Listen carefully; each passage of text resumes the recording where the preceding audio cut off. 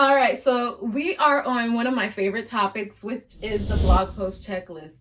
I like this because this is actually the checklist that I give to the writers who officially join my theme park travel blog. We did go through a little bit of this in the previous lesson when we talked about how long does it take to write a blog post, but I just want to give you a step-by-step approach of all the things that you want to make sure that you cover when you are writing your blog post. And the first thing, what do we say? Our foundation is the keyword research. But at this point, if you're getting ready to write this blog post, you have done all your keyword research for the year. And you're just basically picking out one of the keywords that you have already discovered. It's going to work for your website. And now you're finally going to write the article on it. So we're going to do our keyword research. And we went over how we do that in a previous lesson. So you know what to do and how to get ready to use this to create an epic outline. So we do our keyword research. The next thing we do is after we have done our keyword research and we looked at some of the similar topics, we're choosing the official topic for our blog. If you have a keyword research, we're going to go back to our Florida example, and we have our cheap flights website. And today we're going to write about the best airlines to fly into Florida. Then we're going to do something like the 5, let's just say airports. I'll say airports. The 5 best airports in Florida. Now, our keyword for this article might be best airports in Florida. And when I think about secondary keywords, sometimes I use Google, sometimes I use Bramework, but sometimes I just think about the reader. That's the one thing I want you to get away from this whole academy, is that you're always thinking about the reader. If somebody's thinking about the best airports in Florida, then what are some other things that they would think about? You have to put yourself in their shoes. They might Google things like Florida airports. So these might be some secondary keywords I use.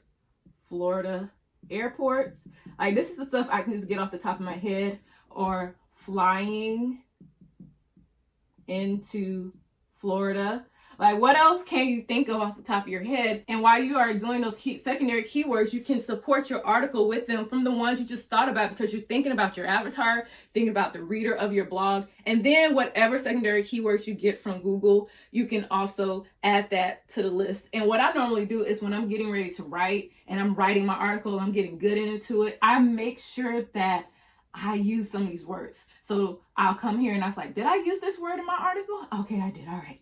I did it. I mark it out like, okay, I used it. Did I use this word in my article or this sentence? And that's how I do it. So you're choosing your topic, which is going to be related to your keyword research.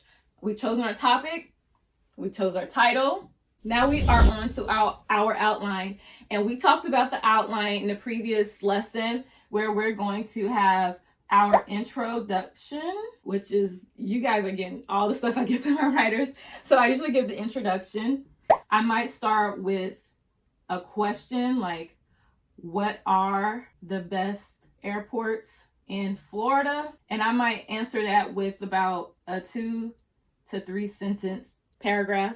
But in blogging world, we're going to break up those paragraphs. And then after that, I might ask another question. We might talk about where to find cheap tickets in Florida to Florida. So that might be another header. That's going to be our outline, H2. But now we're going to get into the nitty gritty. So now that we answered a couple of questions at the beginning of our article, we went ahead and gave a quick brief summary about what are the best airports in Florida. We talked about flying to Florida for cheap tickets, but now we're going to talk about the 5 best airports in Florida. And that's what we're going to name our 1, 2, 3, 4, 5. And all of these numbers are going to be our H2s. And anything we cover that if we want to dive deeper into each airport, we might say, why is the best airport of Florida? That might be an H3 for under each section. And I'll show you some examples here.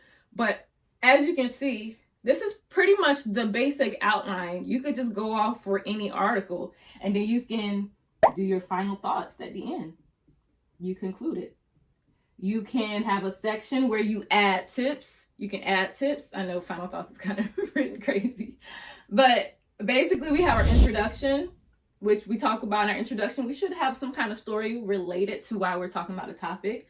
And now we talked about we had our first H2, which was a question, what are the best airports in Florida? We gave a quick little 2 to 3 sentence, but then we went into how to get cheap flight tickets to Florida. We gave a little quick sentence there. And then we got into, I'm sorry, I gave you the wrong information. So now we're in the 5 best airports in Florida. This one is going to be an H2. And all these that are talking about the 1, 2, 3, 5, those are going to be H3s because they're actually going up under this. So I'll show you some examples in previous ones that I've done where you can see how I use the H2 to kind of start this section where we're talking about the best airports. And then we have the H3s that we're talking about each individual airport and why it's special. And anytime, this is just like English class, when you would do an outline and you would do bullet points. Anytime you want to do more granular, so say we're talking about, let's just say we're talking about Miami Airport, and say we want to talk a little bit more about that airport, why it's so special, after we given like what to expect at that airport. If we want to talk about a section about why it's so special, now that section might be an H4 because Miami, the main person of that section, is an H3. So it's just like doing those little bullet points when you were doing school, where you would have a number 1, you would have something, but then you have a bullet point here, you have something, but then if you had to talk about something under that bullet point, you might see a little star. This is for the old school 90 kids who would use Word doc back in the day. And it just helps Google kind of understand the flow of the article that you're writing. So we've done the hard work, the outline, we got it there. Now we're just fleshing. We putting some meat on the bones because our outline, that's the bone. And now we're writing, which that is all the nice meat. And another tip I have for at this section of writing is if you are just a busy person, but you know the flow and outline of your article, you don't necessarily have to sit at a computer and just type. You can dictate your article. You can get on your phone, dictate it, and use something like Rev. You can send it to them and they'll send you a copy back of your audio file from your phone. So that's something I do when if I'm being too busy with work or anything, I'll just dictate my article. So now we're at the editing process. All right, this is gonna be your first edit of everything that you just wrote for your article. You're gonna edit it, just edit it. Don't get too stressed out about it, but just edit. And after you edit, walk away, go do something else.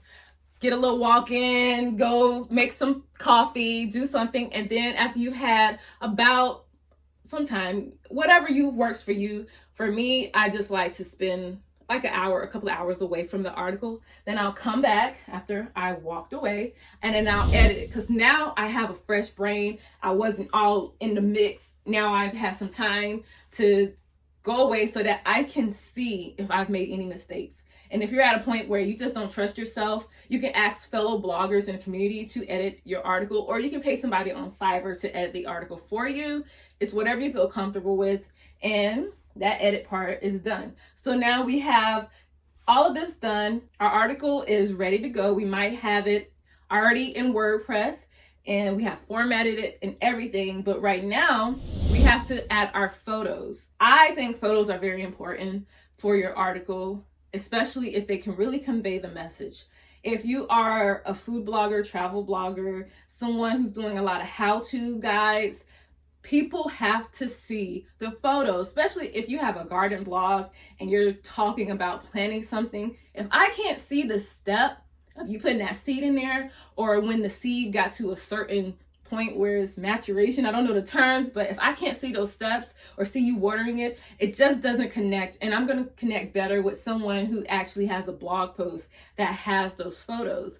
You can also, if you are someone who does more so B2B and photos, yeah, you can add them, but sometimes photos can kind of be corny. You don't feel like you found the right ones. This is where infographics are king. And a lot of people don't do them as much because they can be time consuming, but they are so powerful and they can really convey the message of your blog post, especially if you're trying to show comparisons or statistics. So I really love infographics at this time. So just remember when you are adding your blog posts, your photos to your blog post, that you create an alt text, and you will see the little box in your WordPress that says alt text, and you basically just describe the photo. So you're describing the photo for someone who may not be able to read the actual article. If they have some type of ailment and they can't read the article, then they will have to rely on some type of voice system that's telling them what is in the image. So keep that in mind. And say, for instance, someone is in an area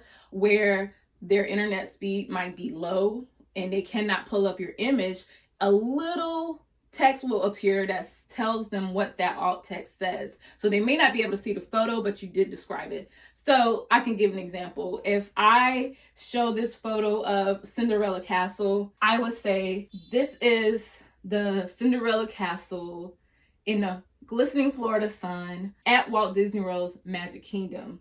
And you don't have to go as detailed as I did, but like what I say, we are not trying to just be regular bloggers.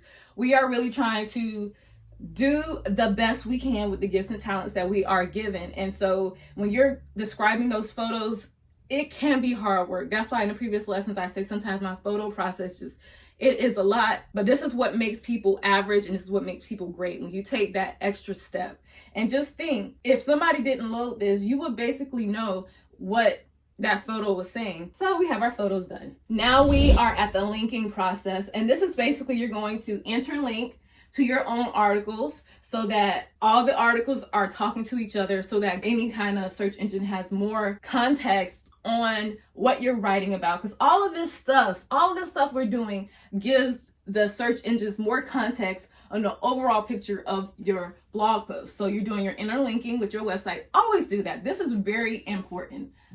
Very important. Then you want to give some external linking, like we mentioned earlier. If you used a resource somewhere, link to that resource. It won't hurt you.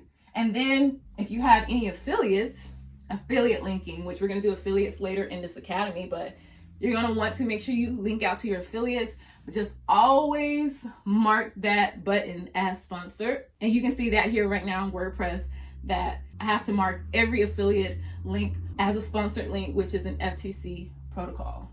So we've done our linking. Now you're going to make sure that you add your disclosure statement. And this is if you have used any kind of affiliate linking in your blog post, or if you are creating a blog post that is sponsored in any way, meaning somebody paying you to write about a certain subject, or you're going to have links in the article that may go to something that you might get a commission for. You just add a quick disclaimer towards the top, or just make sure it is there before your first affiliate link. Do not put this after an affiliate link has already been posted on your website. You want to put this at the top before the first affiliate link. Some people just have a plugin that just keeps it there. I don't really like plugins because sometimes on certain plugins, you just don't know what may happen.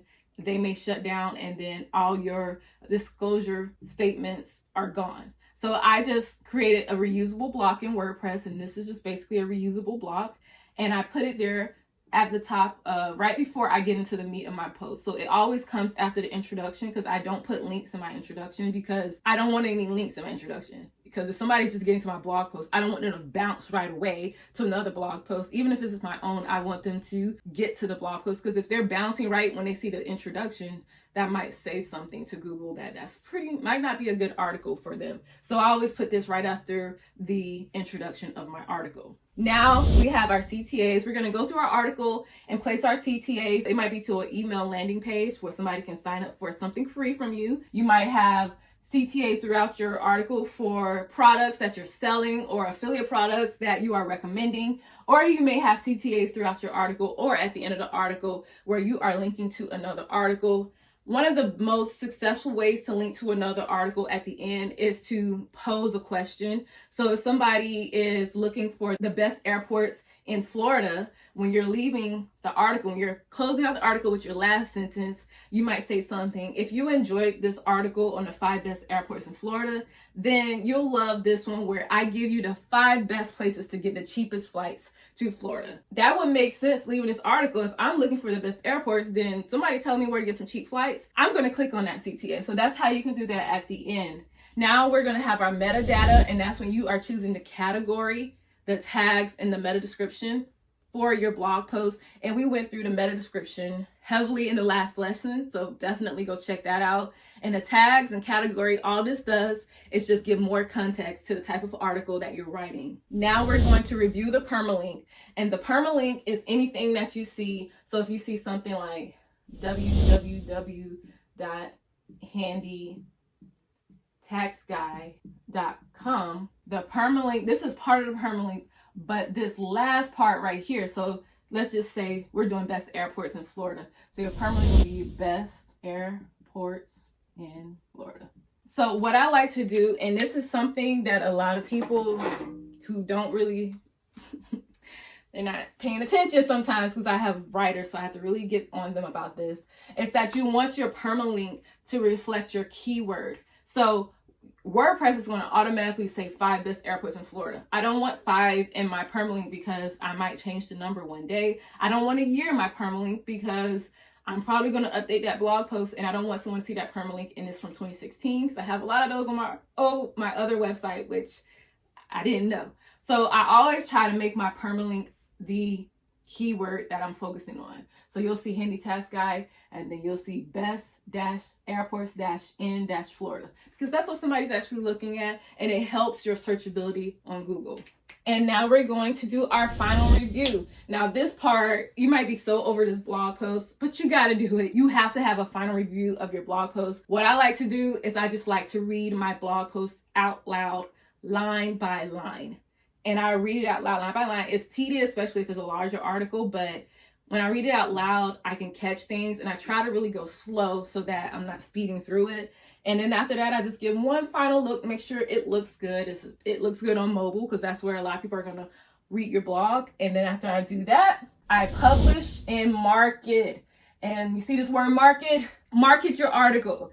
When you hit publish, that's just one thing. You have to always market your article at least once a month. Have it queued up in Buffer. Like I said earlier, you can even create YouTube content on it. You can break it down into smaller bits and pieces for Facebook or Instagram or TikTok, but market your article, and you can send people back to your hyperlink, and use Pinterest or Google Web Stories to continuously market your articles, okay? When you publish it, that's not it. It's just not going to magically appear sometimes on Google. You got to market that thing so that you can get a lot of juice out of it, because look at all this work you put in. You want to market your article. So that is the blog post checklist, and let's move on to the next lesson.